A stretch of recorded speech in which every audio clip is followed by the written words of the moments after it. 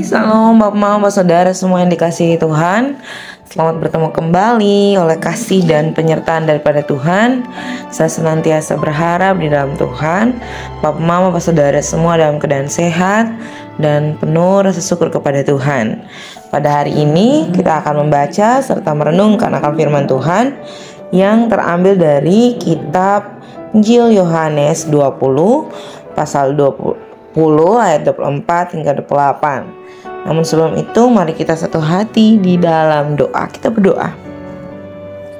Bapa dalam surga, Bapa yang kami sembah lewat anak-Mu Yesus Kristus, segala puji dan syukur kami Tuhan kami haturkan dalam hadirat Bapa, sebab Tuhan senantiasa baik dalam kehidupan kami. Terlebih khusus pada hari ini Tuhan masih mengizinkan kami bangun di pagi hari yang cukup sehat dan nyaman, menikmati segala aktivitas kami. Dan kami pada saat ini diberikan kesempatan untuk membaca serta merenungkan akan firman Tuhan. Tuhan memberkati kami, biarlah apa yang kami baca, apa yang kami dengar, dapat kami senantiasa dimampukan oleh Tuhan untuk melakukannya dalam kehidupan kami hari lepas hari. Mengampuni salah dan dosa kami Tuhan. Di dalam anak-Mu Yesus Kristus kami telah datang dan berdoa. Amin. Bapak, Mama, Bapak, Saudara semua yang dikasihi Tuhan, pembacaan kita terambil dari kitab Injil Yohanes pasal 20 ayat 24 hingga ayatnya yang ke-29.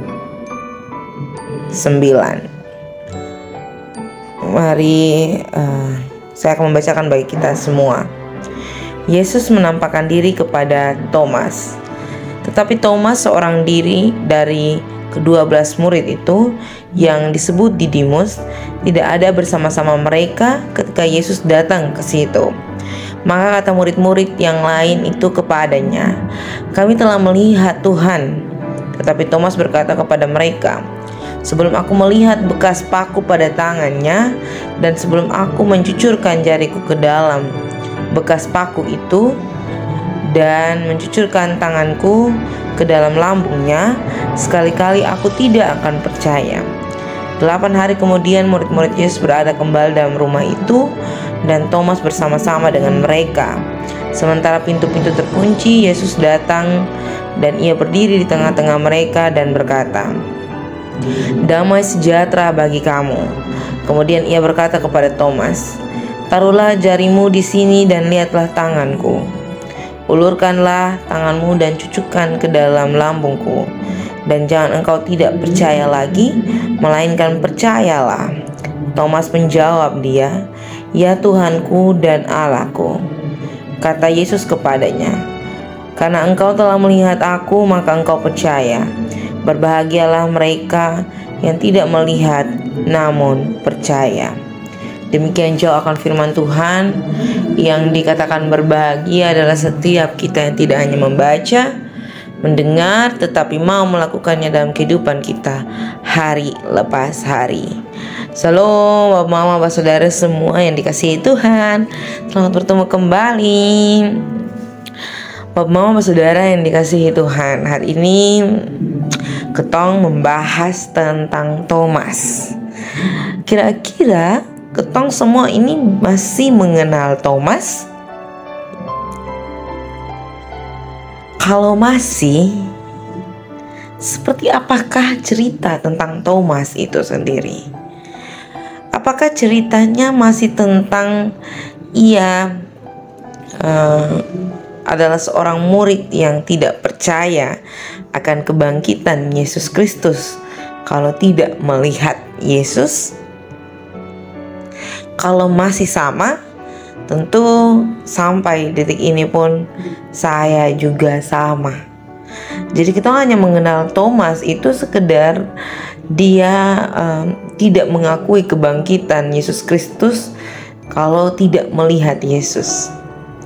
Jadi itu menjadi sesuatu yang sering ketong perkatakan dalam ketong kehidupan. Kalau misalnya ketemu teman, ketemu rekan kerja, ketemu keluarga yang tidak melihat sesuatu namun ketemu menceritakannya dan mereka tidak percaya, ketemu selalu bilang itu langsung jadi Thomas. Kayaknya Thomas. Seperti itu. Betul tak? Mama. Dan itu tuh selalu bukan, saya kurang tahu Bapak Mama itu seperti apa, tetapi kalau saya sering sekali melakukan hal seperti itu. Kayak, Thomas betul ya, sonde percaya betul.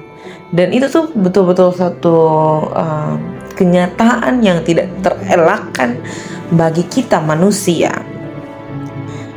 Ketong sering sekali tidak percaya tentang mujizat-mujizat yang dinyatakan Yesus Kristus di dalam ketong punya kehidupan, kalau ketong sendiri tidak melihatnya. Jadi cerita itu hanya sebatas ketong menganggap bahwa itu sebatas dongeng atau kebetulan atau sebagainya, dan itu hanya cuma cerita-cerita belakang yang untuk menghibur, cerita-cerita belakang yang hanya untuk membuat kelakar dan sebagainya. Kenyataannya pada hari ini Yesus Kristus di dalam Injil Yohanes ingin menyampaikan kepada kita bahwa kepercayaan terhadap Yesus Kristus itu sendiri seharusnya diwujud nyatakan. Bagaimana kita mewujud nyatakannya? Dengan meyakinkan ketong pun diri bahwa kebangkitan itu ada di dalam ketong pun diri. Jadi bukan benar-benar melihat wujud nyata atau tubuh Kristus itu, tetapi ketong betul-betul melihat bahwa kebangkitan itu ada dalam ketong pun diri. Kebangkitan seperti apa? Kebangkitan dari dosa-dosa yang dulunya ketong perbuat dan sekarang tidak lagi ketong ulangi.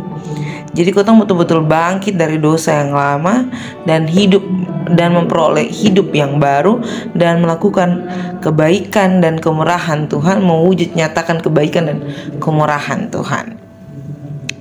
Bapak Mama, saudara yang dikasihi Tuhan, Thomas melakukan satu tindakan di mana Yesus mengizinkan ia untuk mencelupkan tangannya ke dalam lambung, ke dalam tangan Yesus Kristus untuk menyatakan bahwa betul-betul Yesus Kristus yang mati, yang mereka kuburkan itu telah bangkit dan ada bersama-sama dengan mereka.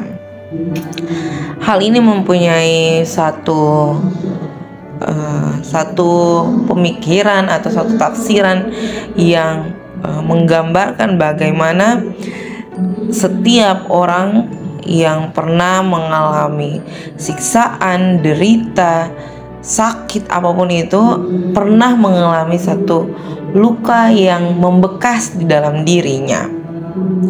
Tentu dengan luka itu bukan menjadi satu alasan untuk setiap kita tidak mampu menyatakan kasih dan penyertaan Kristus. Kalau kita melihat dalam ketepung kehidupan saat ini, ataupun Bapak Mama, Bapak Saudara semua yang ada saat ini, yang mendengarkan renungan harian pada pagi hari ini, tentu saya juga tidak yakin secara 100% kita semua dalam keadaan sehat secara fisik, secara psikis, secara mental. Pasti dalam ketemu kehidupan pun ada beberapa dari ketong yang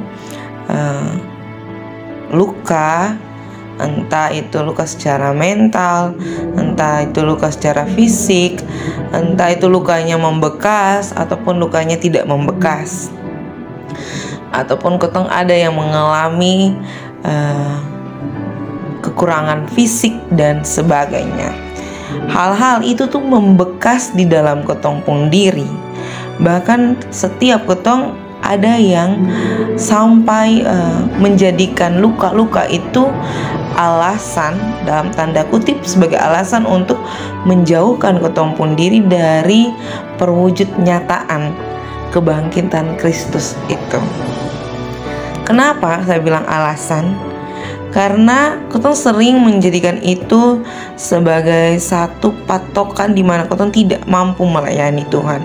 Dalam kotong punya keterbatasan, dalam kotong punya luka, dalam kotong punya bekas luka itu yang tidak tahu-tahu hilang itu akan menjadikan kotong satu alasan yang sangat-sangat sering untuk tidak melayani Tuhan.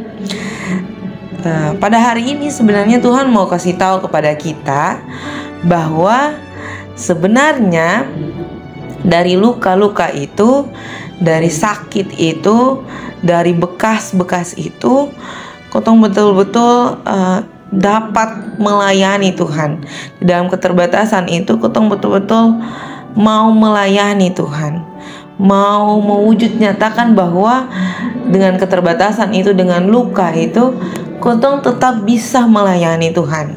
Kotong tetap bisa mewujud nyatakan bahwa Tuhan itu bangkit di dalam kotong pun diri. Itu yang sebenarnya Tuhan mau kasih tahu kepada Thomas dan para murid yang ada pada saat itu, yang menyaksikan bahwa Thomas menculupkan tangannya di dalam lambung Yesus Kristus. Yesus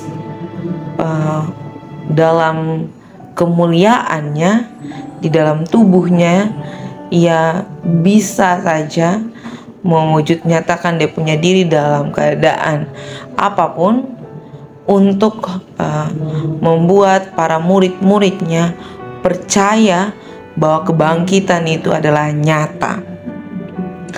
Tetapi itu juga menjadi satu cara bagi kita untuk melihat bahwa Kristus yang bangkit itu telah nyata dan senantiasa menjadi hidup di dalam diri pribadi lepas pribadi.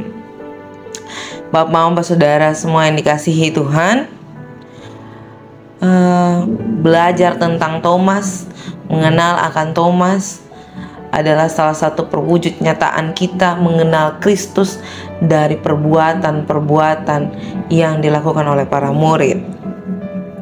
Biarlah apa yang kotong kenal dari Thomas juga menggambarkan kotong bisa mengenal lebih baik Yesus Kristus yang telah bangkit itu dan diwujud nyatakan dalam kotong pun kehidupan, pekerjaan, pelayanan, keluarga, dan pribadi lepas pribadi. Jadilah berkat dimanapun kotong berada, sebab kotong senantiasa sudah diberkati oleh Tuhan. Amin untuk firman Tuhan. Untuk menutup akan perenungan saat ini, saya mengundang kita untuk menyatukan hati dan pikiran kita di dalam doa. Kita berdoa. Bapa di dalam surga, Bapa yang kami sembah lewat anak Yesus Kristus, segala puji dan syukur kami Tuhan kami aturkan dalam hadirat Bapa, sebab Tuhan senantiasa baik. Kami bersyukur atas kesempatan yang masih Tuhan percayakan dalam kehidupan kami. Kami boleh diizinkan untuk membaca serta merenungkan akan firman Tuhan. Jadikan kami murid-murid Tuhan yang senantiasa mewujud nyatakan kebangkitan Kristus itu di dalam tubuh pribadi kami, untuk memancarkan kasih dan penyertaan Tuhan di dalam langkah-langkah kehidupan kami Tuhan. Terima kasih Tuhan. Bapa di dalam surga, pada saat ini kami mendoakan pribadi lepas pribadi kami dalam tugas, tanggung jawab, pekerjaan, pelayanan, kesehatan kami, apapun yang menjadi pergumulan kami Tuhan, istri kami, suami kami, anak-anak kami, orang tua kami, pendidikan kami, kami yang masih dalam tahap sekolah, kami yang dalam tahap-tahap ujian, kami yang dalam tahap-tahap menyusun skripsi, kami yang dalam tahap-tahap untuk mencari pekerjaan, kami yang dalam usaha kami, apapun yang dalam pergumulan kami, suka duka kami, kebahagiaan kami, syukur kami Tuhan, sakit hati kami taruh dalam tangan dan pengasihan Tuhan. Tuhan menjawab seturut dengan kehendak Tuhan. Selepas ini kami akan melanjutkan tugas pelayanan, pekerjaan kami masing-masing. Tuhan memberkati, biarlah apa yang kami kerjakan boleh menjadi berkat bagi kehidupan kami. Mengampuni salah dan dosa kami Tuhan. Di dalam anak-Mu Yesus Kristus kami telah datang dan berdoa. Amin. Salam Bapak Mama semua, selamat menjadi berkat, Tuhan memberkati.